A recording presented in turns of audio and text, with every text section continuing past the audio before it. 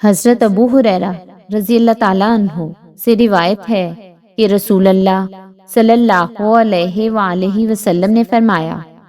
کسی مسلمان کے لیے جائز نہیں کہ وہ اپنے مسلمان بھائی سے 3 دن سے زائد ترک تعلق کرے۔ جس شخص نے 3 دن سے زائد تعلق توڑے رکھا اور وہ اسی حالت میں فوت ہو گیا تو وہ جہنم میں جائے گا۔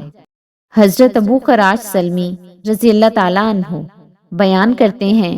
کہ انہوں نے رسول اللہ صلی اللہ علیہ وآلہ وسلم کو فرماتے ہوئے سنا، جس نے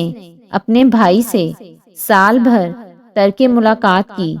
تو وہ اس کے خون بہانے کے مترادف ہے۔ حضرت زبیر رضی اللہ تعالیٰ عنہ بیان کرتے ہیں، رسول اللہ صلی اللہ علیہ وآلہ وسلم نے فرمایا، سابقہ امتوں کی بیماری غیر محسوس طریقے سے تمہاری طرف منتقل ہو گئی ہے، حسد اور بغض و عداوت، اور وہ نیکیوں کو زائل کرنے والی ہے۔ میں یہ نہیں کہہ رہا کہ وہ بیماری بال مونڈتی ہے، بلکہ وہ دین کو ختم کر دیتی ہے۔ حضرت ابو ہریرہ رضی اللہ تعالیٰ عنہ نبی صلی اللہ علیہ وآلہ وسلم سے روایت کرتے ہیں، آپ صلی اللہ علیہ وآلہ وسلم نے فرمایا، 2 فریقوں،